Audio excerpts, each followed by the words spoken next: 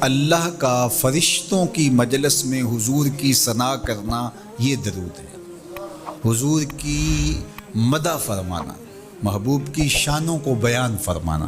یہ صحیح بخاری میں صلاۃ کا ترجمہ حضرت ابو العالیہ رضی اللہ تعالی عنہ سے کیا گیا ہے۔ تو پھر درود کا مفہوم بہت وسیع ہے، حضور کی مدح و توصیف، حضور کے حسن کا بیان، حضور کے خصائل کا عنوان، آقا کریم کے شمائل کا تذکرہ، حضور علیہ السلام کے فضائل کی باتیں، حضور کی عظمتوں کا عنوان، یہ سب کچھ درود کے زمرے میں آتا ہے۔ اور پھر ساتھ صیغہ بھی درود کا ہو اور اس میں شانیں بھی حضور کی ہوں، جس طرح درود تاج میں ہے، تو اس میں حضور پر درود بھی بھیجا گیا اور ساتھ حضور کی عظمتوں کو بھی بیان کیا گیا۔ تو یہ ایک خوبصورت گلدستہ بن گیا۔ درود شریف کے جو مفاہیم بیان کیے گئے ہیں، ان سب مفاہیم کو یہ اپنے جلو میں لیے ہوئے ہے یہ درود۔ تو کثرت کے ساتھ حضور علیہ السلام پر درود پڑھنے کی تلقین فرمائی گئی۔ حضرت ابی بن کعب رضی اللہ تعالیٰ عنہ فرماتے ہیں کہ آقا کریم نے ترغیب دی درود شریف پڑھنے کی، باقی امور اور عبادت، ذکر فکر۔ تو میں نے عرض کی، ارشاد فرمائے کہ میں آپ پر کس مقدار میں درود پڑھوں، کتنا وقت، کتنا درود پڑھوں؟ تو آقا کریم نے فرمایا ما شئتا، جتنا تم چاہو۔ فرماتے ہیں میں نے کہا میں چوتھا حصہ درود پڑھوں گا، باقی 3 حصے دیگر عبادات اور دیگر وظائف اذکار بجا لاؤں گا۔ فرمایا جس طرح تم چاہو، جو تمہاری مرضی، لیکن اگر درود کی مقدار کو بڑھا دو تو تمہارے لیے بہتر ہوگا۔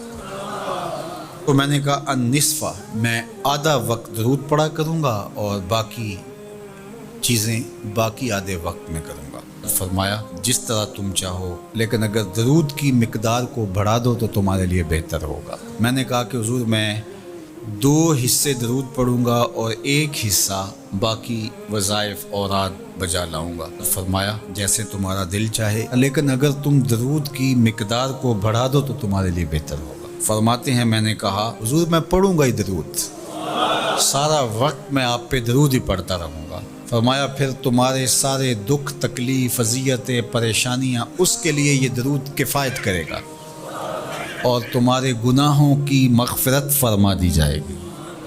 تمہاری پریشانیاں، تمہاری اذیتیں، تمہارے دکھ، دور موجود میں لفظ بولا جاتا ہے ٹینشن، تمہاری ساری ٹینشن، تمہارے سارے معاملات حیات کی بے ترتیبیاں، پریشانیاں، دکھ، اذیتیں، سب کچھ ختم ہو جائے گا۔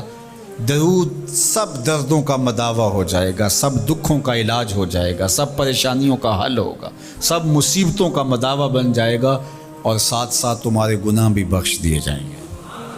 تو درود جتنی کثرت کے ساتھ پڑھا جائے، اللہ کی اتنی ہی رحمتیں نازل ہوتی ہیں۔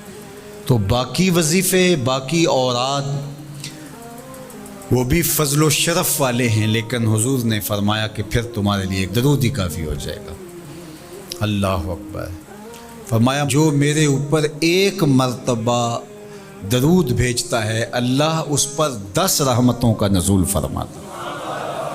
اور ایک حدیث میں آیا جو 1 مرتبہ میرے اوپر درود بھیجتا ہے، اللہ اس کے 10 گناہ معاف کرتا ہے، 10 درجے بلند کرتا ہے اور 10 رحمتوں کا نزول فرماتا ہے۔ تو درود پڑھا حضور پہ کام اپنا بن رہا ہے۔ تو درود پڑھنے سے انسان کا باطن سنورتا ہے، اندر پاکیزگی نصیب ہوتی ہے، گناہ دھلتے ہیں، عیب دھلتے ہیں، پریشانیاں ختم ہوتی ہیں، مصیبتیں، آلام، مصائب، دکھ، ٹینشن، پریشانی، جو کچھ بھی ہے یہ ختم ہوتا ہے، اور درود پرسکون بنا دیتا ہے انسان کو۔ راحت بخش ہے وظیفہ، سرور انگیز ہے یہ وظیفہ، نور بیز ہے یہ وظیفہ، ماحول میں شگفتگی پیدا کر دیتا ہے۔ اگر درود شریف پڑھو گے تو تمہاری بہت ساری پریشانیاں ختم ہو جائیں گی، تمہارے دکھوں کا مداوع ہوگا، تم ریلیکس ہو جاؤ گے درود پڑھنے۔ یہ درود شریف کی برکات ہیں۔ 1 مرتبہ درود پڑھنے سے 10 رحمتیں نازل ہوتی ہیں، اور جو بار بار حضور پہ درود پڑھتا ہے تو بتاؤ کہ کتنا بڑا ذخیرہ رحمتوں کا اس کے اطراف میں پھیل گیا۔ تو اس لیے کثرت کے ساتھ درود پڑھنا چاہیے۔ حضور علیہ السلام نے یہ بھی ارشاد فرمایا کہ جو میرے اوپر درود پڑھتا ہے، میرے اوپر لازم ہے کہ میں اس کی شفاعت کروں گا۔ شفاعت رسول کے حصول کا ذریعہ درود بنتا ہے، چونکہ ہمارا آسرا ہی حضور کی شفاعت ہے۔ وہ دامن شفاعت کھولیں گے تو ہم گناہ گاروں کا کام بنے گا، اور وہ نصیب کیسے ہوگی حضور علیہ السلام کی شفاعت؟ کثرت درود سے۔ یہ بھی ارشاد فرمایا آقا کریم نے، قیامت کے دن میرے سب سے زیادہ قریب وہ ہوگا جو کثرت کے ساتھ میرے اوپر درود پڑھنے والا ہو۔ تو حضور کی قربت کا ذریعہ بھی درود ہے۔ کون سا مومن ہوگا جس کو حضور کے دیدار کا شوق نہیں ہے؟ کثرت درود کی برکت یہ ہے کہ حضور کا دیدار نصیب ہوتا ہے۔ حضور کا دیدار نصیب ہو جائے تو بتاؤ اور کیا چاہیے؟